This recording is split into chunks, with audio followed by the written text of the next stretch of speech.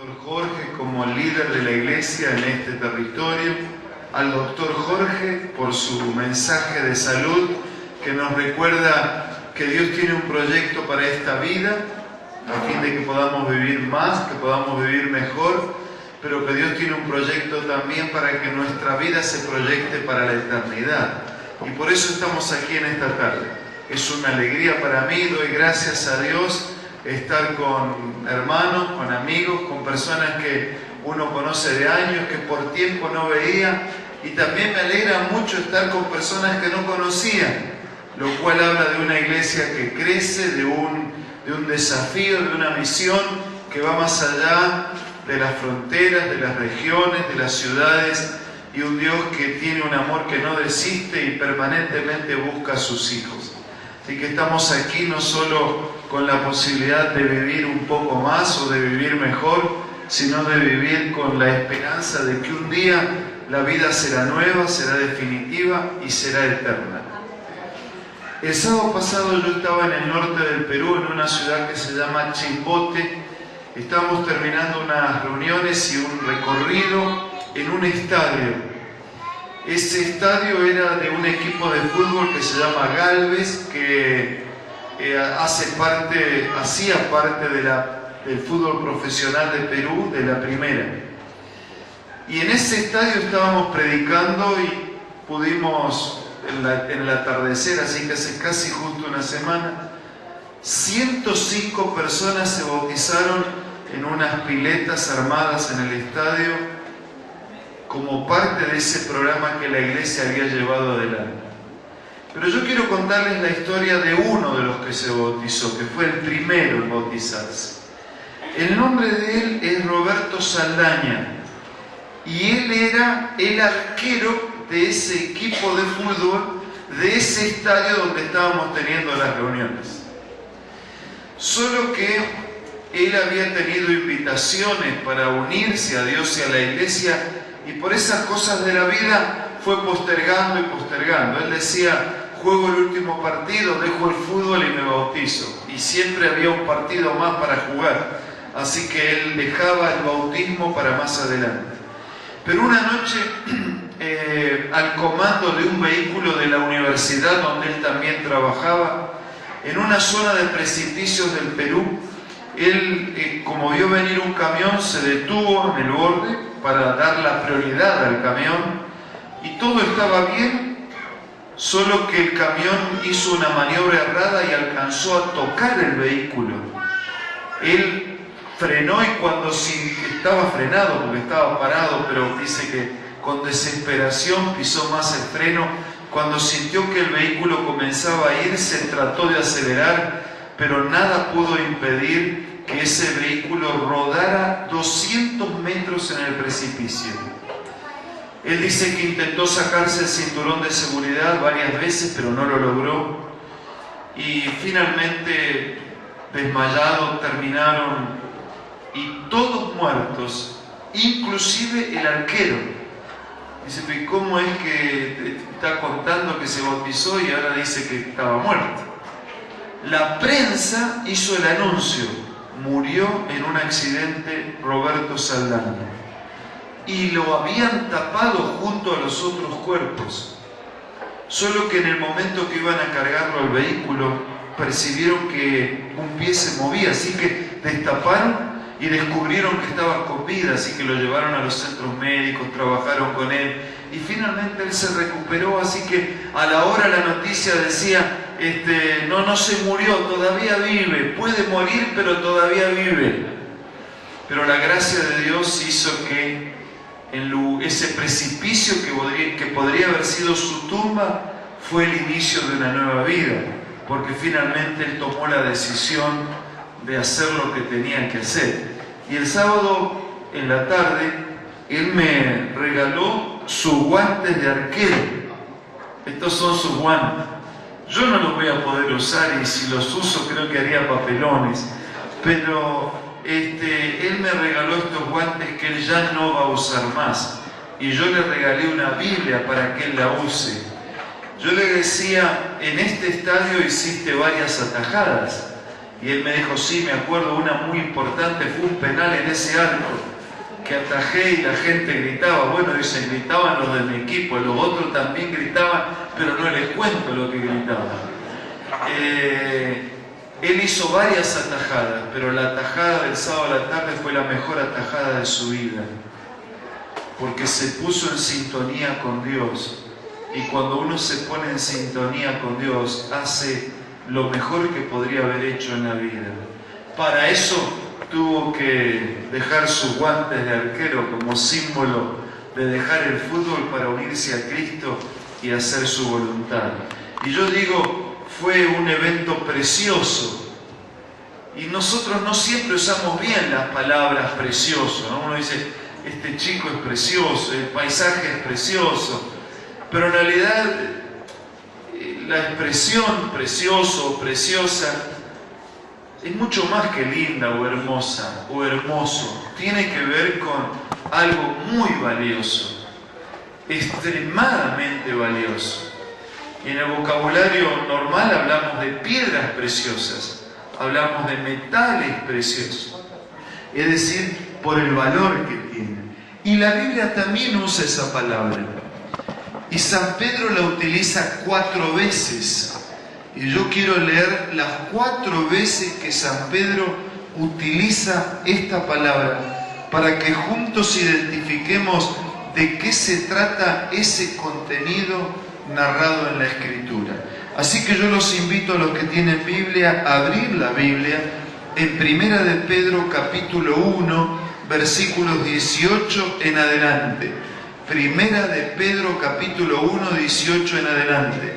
La primera vez que Pedro utiliza esta palabra y lo hace de esta manera.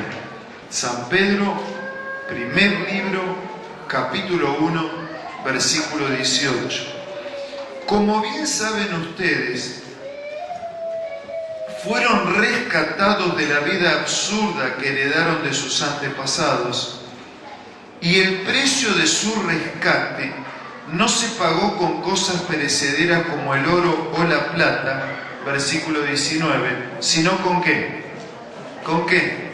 Sino con la sangre preciosa o preciosa sangre de Cristo, como de un cordero sin mancha y sin defecto. Así que la primera vez que San Pedro utiliza esta expresión preciosa está aplicada a la sangre de Cristo. Y dice, ustedes saben que fueron rescatados del fondo del abismo, del fondo del precipicio, del accidente, de esa cobertura que los tenía como muertos. Ustedes fueron rescatados. Para rescatar hay que librar, y para librar hay que pagar. Y este pago no era suficiente, toda la plata y todo el oro del mundo. Para redimirnos y rescatarnos de la consecuencia del pecado, era necesaria, de manera indispensable, la muerte del Hijo de Dios. Porque para rescatar al pecador se requería al menos 2 condiciones. Primero, tener vida propia. Y segundo, una vida sin pecado. No hay manera de rescatar la vida de alguien condenado a la muerte de su pecado sin tener vida propia y sin tener vida sin pecado. Y Jesús era el único con vida propia y sin pecado que podría rescatarnos. Por eso dice, ustedes fueron rescatados de la manera absurda que heredaron de los antepasados, del fondo del abismo, del accidente, de la destrucción, de la destitución de la gloria de Dios, de la muerte en vuestros delitos y pecados. Ustedes fueron rescatados, no por plata, no por sangre, no por oro. No habría plata y oro en todo el mundo para pagar el rescate. Ustedes fueron rescatados por la sangre preciosa de Jesucristo. Amén. Su muerte, su sacrificio, su entrega es lo más valioso que el cielo tenía y lo entregó. Lo más valioso que alguien podría dar por nosotros, su propia vida perfecta y trascendente. Lo más valioso que podríamos recibir a través de la fe, la esperanza de una vida nueva. Damos vuelta a la página y nos vamos al capítulo 2 de este mismo libro, primer libro de Pedro. Ya no va a hablar de la sangre preciosa, pero va a hablar de preciosa otra vez. Versículo 4. Cristo es la piedra viva. 2:4, capítulo 2, versículo 4. Cristo es la piedra viva rechazada por los seres humanos, pero escogida y ¿qué más? Y preciosa ante Dios. Al acercarse a Él también ustedes son como piedras vivas en las cuales se está edificando una casa espiritual. De este modo llegan a ser un sacerdocio santo para ofrecer sacrificios espirituales que Dios acepta por medio de Jesucristo. Así dice la Escritura: miren que pongo en Sión una piedra principal, escogida y preciosa. El que confíe en ella no será jamás, ¿qué cosa? Defraudado. Ya no habla de una sangre preciosa. Ahora habla de ¿qué cosa? De una piedra preciosa. Y dice, esa piedra preciosa es la que ustedes desecharon. ¿Por qué? Porque en aquellos días las construcciones eran con piedras. Así que los constructores buscaban piedras y buscaban la piedra que pudiera servir de base, de fundamento, la mejor, la más pareja, la más grande. Y Pedro dice, ustedes tuvieron esa piedra en la mano, pero la desecharon, la tiraron. Ustedes tuvieron a Jesús a mano y en la mano, pero lo desecharon y lo tiraron. Y ese Jesús, esa piedra que ustedes despreciaron, esa piedra que ustedes tiraron, esa piedra que ustedes abandonaron, esa es la piedra que llegó a ser el principal ángulo del edificio. Sobre esa piedra el edificio está fundamentado, es sólido y crece. Sangre preciosa, el recurso para rescatarnos de nuestra condenación en el pecado. Piedra preciosa, el fundamento de Cristo y su palabra sobre el cual la Iglesia y nuestras vidas pueden y deben estar edificadas si queremos que sean seguras y que sean permanentes. Damos vuelta a unas páginas y nos vamos a la segunda carta de Pedro. En el capítulo 1, ya no habla de sangre preciosa ni de piedra preciosa. Capítulo 1 de la segunda carta dice: Simón Pedro, siervo y apóstol de Jesús, a los que por la justicia de nuestro Dios y Salvador han recibido una, ¿qué cosa? Una fe ¿de qué tipo? Tan preciosa como la nuestra, que abunden en ustedes la gracia y la paz por medio del conocimiento que tiene de Dios y de Jesús nuestro Señor. Sangre preciosa, piedra preciosa. Por la sangre somos liberados de la condenación del pecado, y por la palabra de Jesús, la piedra, la eterna roca de los siglos, somos fundamentados para tener un edificio fuerte, sólido y permanente. Y miren qué interesante este detalle. La palabra Pedro significa piedra chiquita, canto rodado, esa piedra redondita que se alisa en el fondo de las aguas. Pedro era un canto rodado, una piedra chiquita, pero Jesús era la roca eterna de los siglos. Sobre su sangre alcanzamos salvación. Sobre la piedra preciosa de su palabra edificamos nuestra vida. Pero ahora dice que hay que tener fe. Porque ¿de qué vale que Jesús haya derramado su sangre para librar a los pecadores si yo no me reconozco pecador? ¿De qué vale que el Señor a través de su palabra me ofrezca una orientación para esta vida y para la eternidad si yo desecho su palabra?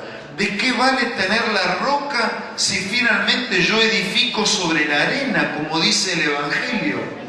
Y el Evangelio es claro al decir que los que edifican sobre la arena no pueden encontrar otra cosa frente a la primer lluvia o tormenta, una casa que cae porque el fundamento no es seguro. ¿De qué vale saber que hay una roca si no edificamos sobre ella? ¿De qué vale saber que hay un remedio, la sangre de Jesús, si no reconozco mi enfermedad y no permito la medicina y al médico actuar en mi vida? Sí, junto con la sangre y junto con la palabra, la fe es también preciosa. Confiar en Dios, aceptar sus méritos, aceptar su palabra, permitir ser guiados por su gracia. Por eso el apóstol dice que a los que por la justicia de nuestro Dios y Salvador han recibido una fe tan preciosa como la nuestra. Y Pedro amplía ahora su propuesta, versículo 2, que abunden en ustedes la gracia y la paz por medio del conocimiento que tienen de Dios y de Jesús nuestro Señor. Su divino poder, al darnos el conocimiento de aquel que nos llamó por su propia gloria y potencia, nos ha concedido todas las cosas que necesitamos para vivir como Dios manda. Miren, este pasaje es hermoso y el que sigue lo es más todavía. Dice que por el poder nos da el conocimiento de su gloria y de su poder para darnos todas las cosas que necesitamos para vivir como Dios manda. Hay gente que quiere recibir todo de Dios, pero quiere hacer como Él quiere. Y Dios quiere darnos su todo para que podamos vivir como Él manda. Porque no hay nada mejor que vivir como Dios manda. Ya está el mundo como está por no haber vivido, por no vivir como Dios manda.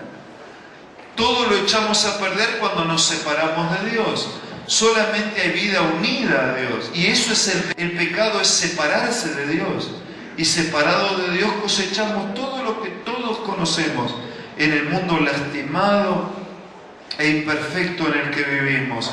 Pero Dios nos da su poder para que podamos vivir conforme a lo que Dios manda. Versículo 4. Así Dios nos ha entregado sus preciosas y magníficas promesas, para que ustedes, después de escapar de la corrupción que hay en el mundo debido a los malos deseos, lleguen a tener parte, ¿dónde? En la naturaleza divina.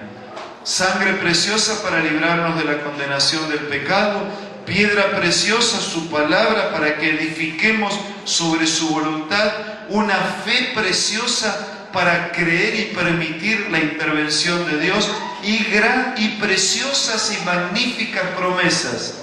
¿Para qué? Para escapar de este mundo de corrupción y para que lleguemos a ser parte de la naturaleza divina. Solo Dios es eterno, pero Él tiene un plan de eternidad para sus hijos. Solo Él es eterno, pero Él tiene un plan futuro de recuperación de aquel plan inicial y de aquel mundo inicial que Él había creado. Hay 3 gritos así que se destacan a lo largo de la Biblia. Es algo así como 3 luces que sobresalen por encima de todas las luces de la Biblia. La primera está en Génesis. Cuando Dios creó todas las cosas, miró, hubo un grito. He aquí que todo está bueno, y bueno ¿cómo? En gran manera. Cuando aquel cielo se puso oscuro, Jesús estaba clavado en el madero de la cruz. La tierra se movió. En la cruz Jesús habló 7 veces. Una de las veces que habló dijo: consumado es. Está consumado el plan de salvación. La primera fue el grito de la creación en Génesis. En los evangelios es el grito de la redención. Y cuando usted va al Apocalipsis se encuentra el tercer grito. El tercer grito dice: hecho está. Es cuando el Señor regrese, cuando el pecado sea extirpado para siempre, cuando Él restaure el plan original y todo vuelva a ser bueno, perfecto y eterno. El plan de Dios es compartir la eternidad con usted, conmigo, con sus hijos, con todos aquellos que llama para que acepten como preciosa, como valiosa, como indispensable en la vida la sangre, es decir, su sacrificio, la piedra, es decir, su palabra, la fe, es decir, la comunión de convivir con Él, y todas sus promesas, para que nosotros podamos vivir como Dios manda. Pregunto, hermanos y amigos, ¿será que vale la pena hacer nuestras como preciosas estas verdades reseñadas en la Escritura? Si usted está aquí, es porque estamos seguros que hay un solo camino de verdad y de vida para todos. Si usted está aquí, es porque admitimos que Jesús vino a esta tierra para que tengamos vida y vida en abundancia. El plan de Dios va mucho más allá de unos pocos años más de vida aquí. Doctor Jorge hablaba de esa estadística, en promedio 10 años más. Y tenemos que hacerlo, porque el consejo de Dios es para que seamos respetuosos de su palabra. Pero Dios quiere algo más que 10 años más de vida para usted. Dios quiere una vida para siempre.